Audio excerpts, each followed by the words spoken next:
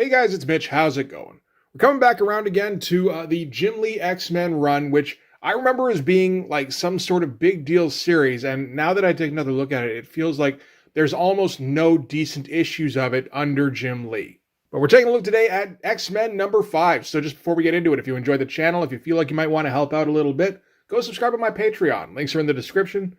Gives you early access to everything I do, helps out the channel, helps to buy new comics. So yeah, if we remember what happened in the last issue, there was a basketball game, and that was kind of it. These issues here this is right after Chris Claremont got booted off the comic, booted off of X-Men altogether, basically. So yeah, Claremont and Jim Lee had those first 3 issues, and now we're into Jim Lee with John Byrne, where I'm pretty sure Jim Lee is just drawing pages, and John Byrne's like, I guess I'll try to turn this into a story. And honestly, these are terrible comics at this point, because like nothing makes any sense during this particular part of the run. I think Jim Lee's been called out for being a bad storyteller before. I'm sure he's gotten to be decent over the years, but at this point in 1992, he is amazingly bad. Like, he cannot tell a coherent story to save his life. Now, there's still some nice art in this. So, I mean, it's not as though there's no enjoyment to be had from this issue. Although this is one of the last issues where Jim Lee is just drawing instead of doing breakdowns and letting flunkies finish his job for him. Because we're already getting to that point. So why don't we take a look at this? We can start with the cover. That's one of the better Jim Lee covers, at least. It's at a bit of a low angle. There's some nice shadowing going on. There's some decent rendering going on all over the place. There's a fair amount of effort that went into this cover, which is nice. At this point, of course, nobody knows who the hell Omega Red is, and he does look like a goof with his ponytail and his long hair. But, I mean, he does have the tentacles going all over the place. He does look a bit like a big scary monster. And Wolverine has all sorts of inexplicable damage that will not show up in this issue, including the skinned forearms showing the inner workings of his claws, which Ed Piskor, of course, has said always bugged him that it wasn't consistent with what had gone on with the Marvel trading cards. I wasn't that big of a stickler on that. I think I understood even at that age that whenever they had to do some sort of explanation for something like Wolverine's claws, they were just making up bullshit. It's just how convincing can the bullshit be? The only guy who wasn't making up bullshit was the guy who drew Punisher Armory. That's a guy who made sure he knew the actual inner workings of all of those different armaments. But anyway, one of the better Jim Lee covers of all time. Actually dynamic, actual shit happening on the cover. Dramatic, action-packed. Like, it does everything that Jim Lee covers tend to avoid, really. So we start out, we're at the XMansion, and Cerebro fires off because there's some kind of mutant in the vicinity that it wants to alert the X-Men about. That's everything that's going on here. This is one of those cases where I think Jim Lee drew what he thought was an interesting sequence of just machines going off, and John Byrne had to fill in a whole bunch of space with narration and exposition. And all it's really saying is, yep, Cerebro woke up and alerted people of stuff. So Forge jumps in his Forge chair and starts getting the readings off of Cerebro. Cyclops is hot on his heels. And we get Psylock showing up in a bikini because she was doing laps in the pool. Not just because Jim Lee likes drawing Psylock in a bikini, thank you very much. There is a bit here where she does call an alarm a bloody klaxon, which is one of those things where it's like, oh wait, yeah, she's supposed to be British, isn't she? Weirdly small boobs on Psylocke here. Like this pose is actually kind of awkward for some reason. Looking at it now. Anyway, she goes and gets a leather jacket on because it's 1992, and that's what you do in 1992. You wear a leather jacket before you do anything. But they have to go and investigate some mutant presence, which I don't understand what in the fuck they're talking about, to be honest. Because the next time we're going to see them is when they're catching up with the guys who captured Beast and Gambit and Jubilee and Rogue, which is the Hand. But they don't use this opportunity here to say, wait a minute, the guys are going off in a weird direction that we didn't expect them to go. Like, they're not tracking the missing X-Men. They say there is a singular mutant signature. Something very big and very close. Whatever the fuck that means. I suppose they mean Omega Red. Regardless, it's a nice enough spread. You get your big hero shot of Cyclops here. You get the cool shot of Forge in the chair. You get some tits. Like, it's got everything you want, theoretically. And we're going to get some pretty good art over the course of the issue, too, for the most part. So from here, we cut back to the vans that are hauling Jubilee, Rogue, Beast, and Gambit to wherever. And yeah, apparently these are the Hand that have them in captivity. And Gambit just pulls, he does the ace up the sleeve thing, I guess. So he has a card that he can charge, which immediately frees them. So much for that being any kind of threat, I suppose. Beast busts through the back window here and starts taking out the driver and the guy in the passenger seat. Rogue busts out of the ship as well. Like, these are cool shots, but it's all kind of stupid, too. The doors on the van in front of them, I guess, open up, and the hand inside starts shooting down Rogue, and I think she crashes back into the van she just left. And they say here, that Wolverine, I think, was in the first van here. So they had him separate. Okay, sure. But yeah, cool shots of Beast and Rogue. I always like this dress that Jim Lee put Rogue in for this sequence. And I think this is the last time we're going to get to see it. So, we got to enjoy it while we can. All right, so the van that I guess Jubilee is driving gets kind of pulled over by the X-Men in the Blackbird here. Get our shot of Colossus leaping down from the Blackbird, which is kind of similar to the shot of him in X-Men #1, when Archangel is throwing him through the window of the XMansion. Cyclops lands on the hood of the van and just zaps the dude right in the face. That's all right. Get one of those standard shots of Psylock when she's all telepathy and she's trying to sense who the people are around her. The guy in the van with Colossus. How many vans are there? This feels like this is a third van. See, now I'm getting confused again about how many vans there even are, because it looked at the beginning like there was 2. These 2 right here. Then the X-Men take care of pretty much everybody in this van, I'm quite sure. So there's just this van with theoretically Wolverine inside with a whole bunch of hand guys. Then the X-Men swoop in to take out everybody in another van. So I would think that would be the one that was in front that they said Wolverine was in, only they knock everybody out. This guy here blows up the goddamn van trying to get rid of Colossus. But of course he survives that shit, because that's what he does. And they still don't have Wolverine. But they do find his mask, his brown mask specifically, which Scott wonders right away if that might be a red herring. So I'm guessing that's probably what the idea is, where the Hand wanted the X-Men to think that Wolverine was in the first van, and then they blew it up so that they would think that he's dead. But right off the bat, Scott does not believe that, and believes that they're trying to trick him. So this is all fucking pointless. So again, this is down to bad storytelling. This is Jim Lee wanted to do a bit where the van in the front was full of Hand soldiers, and then forgot that Wolverine should be in the mix here somewhere too. John Byrne didn't forget, just the story he came up with to cover for it wasn't good enough to not be confusing. Although, to be fair, I don't know if he could have come up with something that would have made any sense. Elsewheres, Wolverine is in the snow and gets jumped by Omega Red. And they're being monitored by some people who are keeping an eye on this fight. And I don't know about this. This doesn't look very Jim Lee here. There was a bit at the beginning with the inkers where something was off. Because we got, Jim Lee, I should have pointed this out at the beginning. Jim Lee plot and pencils, so Marvel method. John Byrne's script, and then inkers is Scott Williams, Art T-Bear, Bob Wyachek, and Joe Rubinstein. So while I do think there is some understudy work going on in here, I think part of this is also going to be just inkers that don't really mesh with Jim Lee's style. I've seen Joe Rubinstein not work too well with some Image guys, so that could very well be the case here. But again, we got a case of what in the fuck is going on in this comic. What seems to be going on is, there's some bits going on here that suggest there is simulation happening, where they're not actually out in the snow. Either this is in Wolverine's head, or it's in Omega Red's head, or both, or neither. Some of what they're saying suggests that Omega Red has been doing this for, I think they say 17 hours, 53 minutes, etc. And he seems to just keep killing Wolverine, but I guess Wolverine's healing factor keeps him alive or something.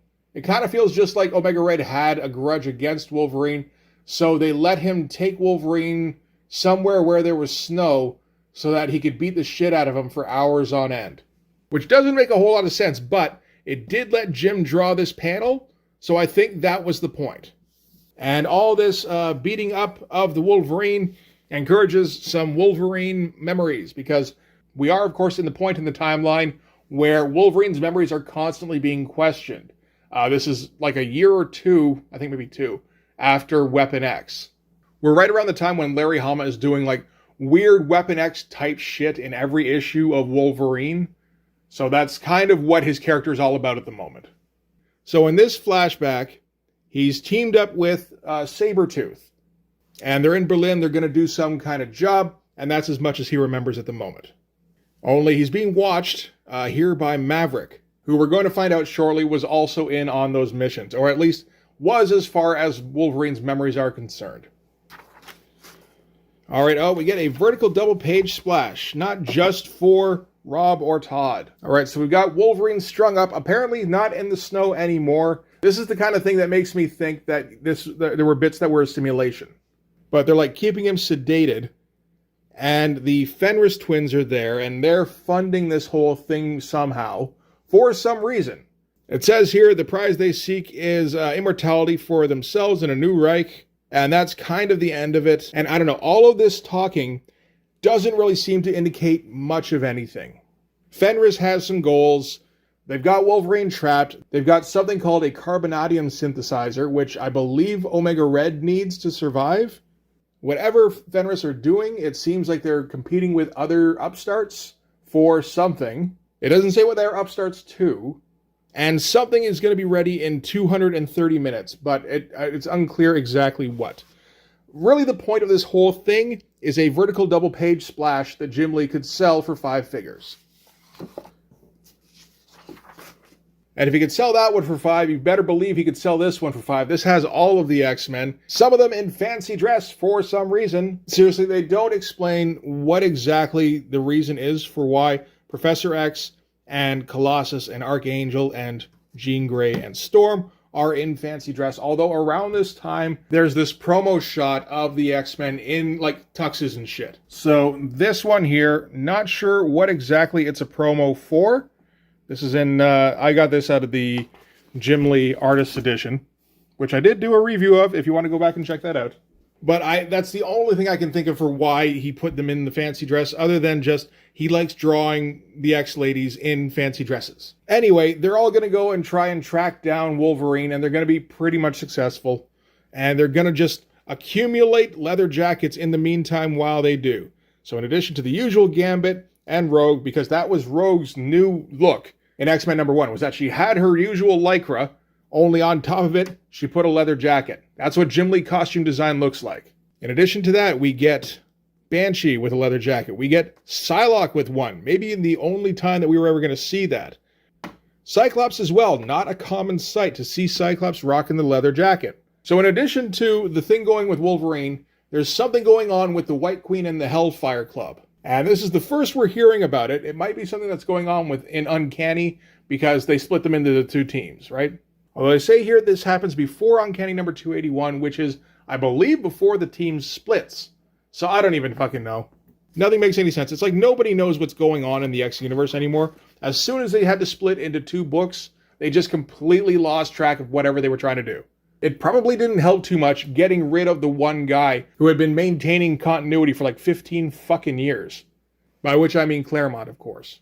And just kind of a worthless page here, where everybody like says goodbye to everybody while they go off to their respective missions. I don't know, I guess it's fine for just kind of reestablishing what everybody's relationships are, that kind of thing. Like, Jubilee insists on going after Wolverine, and while Cyclops thinks it's a bad idea because she's too young, both Psylocke and Professor X think that she should go, which doesn't seem right. Sean's going to go chasing after Moira.